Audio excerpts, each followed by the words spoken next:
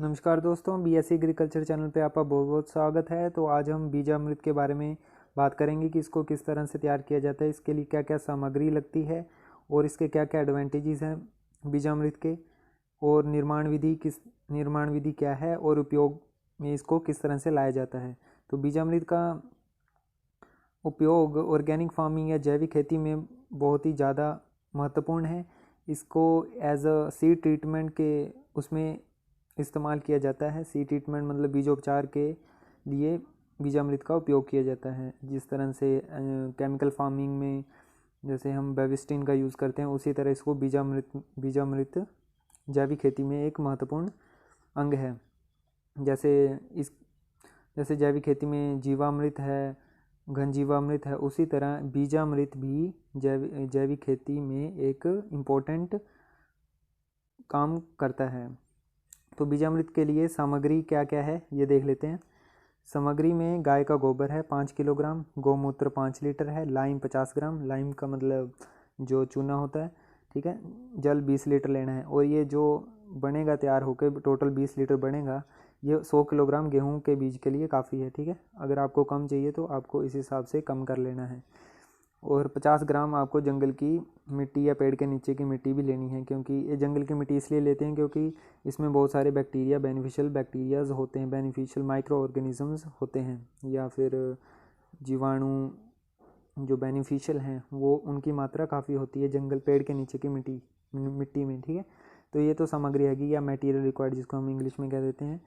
अब अगर इसके एडवांटेजेस के बारे में बात करें, बीजामृत का प्रयोग किसके लिए, वैसे इसका प्रयोग किस लिए है, जैसे हमने अभी बात की कि बीजामृत का प्रयोग किया जाता है बीज शोधन के लिए।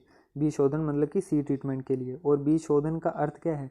बीजों को बीज जनित या मृदा जनित रोगों से बचाव हेतु तैयार करना। बीज जनित या मृदा जनित हो गए जो सोइल बोर्न डिजीजेज हैं, और जो बीज जनित हो गए जो कि सीड बोर्न डिजीजेज हैं, ठीक है। इन दोनों से ही बचाव करता है बीज शोधन। तो बीज शोधन में हम बीजामृत का प्रयोग करते हैं जैविक खेती में, ठीक है। बहुत से रोग बीजों के माध्यम से फैलते हैं जिनसे फसल को बचाना बहुत महत्वपूर्ण है, ठीक है। रोग जनित बीमारियों के इलाज बीज शोधन से ही संभव है। लेकिन आज भी अधिकांश किसान बिना उपचारित बीज से ही खेती की बुआई करते हैं। बीजोपचार बीजों के अंकुरण क्षमता में भी वृद्धि करता है। अंकुरण क्षमता होगी जो जर्मिनेशन है उसको भी बढ़ाता है बीजोपचार। जब अगर हम बीजामृत से करेंगे तो इसका जर्मिनेशन पोटेंशियल है वो भी बढ़ेगा बीज का, ठीक है। बीज शोधन से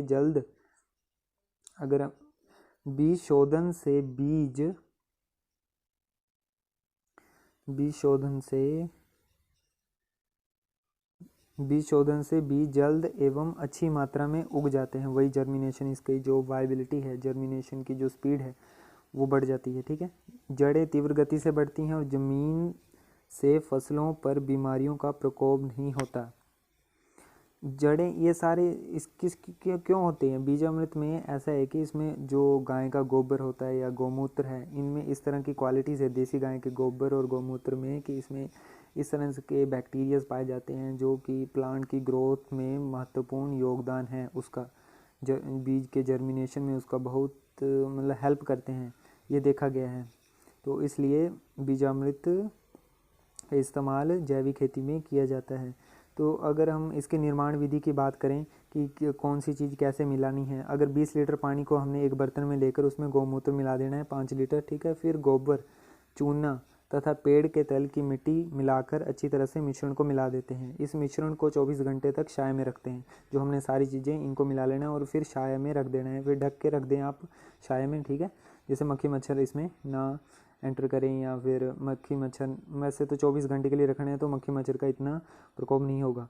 फिर 100 किलो बीज को फर्श या पॉलीथीन शीट पर, फिर क्या करना है, बीज को फर्श, जो हमने जैसे गेहूं के 100 किलो बीज की बात करी, तो उसको क्या करना है, बीज को पहले फर्श या आपने पॉलीथीन शीट पे बिछा देना है, फिर बीजामृत का उस पर छिड़काव कर देना है, मतलब उसको मिला देना है, हाथ से मिला दो, है ना, 20 लीटर को। छिड़काव के बाद बीज को हाथ से अच्छी तरह मिलाया जाता है ताकि बीजामृत की एक परत सभी बीजों पर चढ़े। बीजामृत की फिर हमने थोड़ी देर उसको सूखने के लिए डाल देना है। ऐसा करना है कि आपने रात को जैसे आप उसको मिला दीजिए और अगले सुबह उसको उपयोग में लाइए। उपयोग में वैसे ही जैसे अब हम नीचे लिखा हुआ है कि उपयोग बुआई से 24 घंटे पहले बीज शोधन करना चाहिए। बीज अमृत के उपयोग के बाद बीज को छाया में सुखाएं, ठीक है। तत्पश्चात अगली सुबह बुआई करें। यह उपचार बीज जनित रोगों की रोकथाम में उपयोगी सिद्ध होता है। बीज जनित मतलब मेन इसका यही है कि जो भी बीज से उत्पन्न रोग हैं या मिट्टी से उत्पन्न रोग हैं उनको बढ़ने से रोकता है ये इसमें, क्योंकि इस तरह से बैक्टीरिया भी होते हैं जो अदर बैक्टीरियाज को खाते हैं, जो हमारे लिए बेनिफिशियल नहीं है, जो कि रोग उत्पन्न करते हैं, या फंगस है कोई भी है ना, उनको ये रोकता है, ठीक है। तो इसका हमने उपयोग देख लिया, निर्माण विधि देख ली कि इसको किस तरह से तैयार किया जाता है, इसके एडवांटेजेस देख लिए और सामग्री देख ली बीज अमृत के लिए। तो दोस्तों यही था आज इस वीडियो में। अगर आपको इस वीडियो ने कुछ ना कुछ मदद की है तो ज़रूर लाइक करें, अगर आपको टाइम वेस्ट हुआ तो ज़रूर डिसलाइक कर दें, लेकिन ये बता दें कि क्यों आपने डिसलाइक किया, जिससे कि आगे आने वाली वीडियोज़ में इम्प्रूवमेंट की जा सके। तो दोस्तों अभी के लिए इतना ही। थैंक यू, धन्यवाद। Let's take it slow. Where you go, I go too. And if you hit the bottom, I'm going down with you. Let's take it slow. Who cares where we gotta be?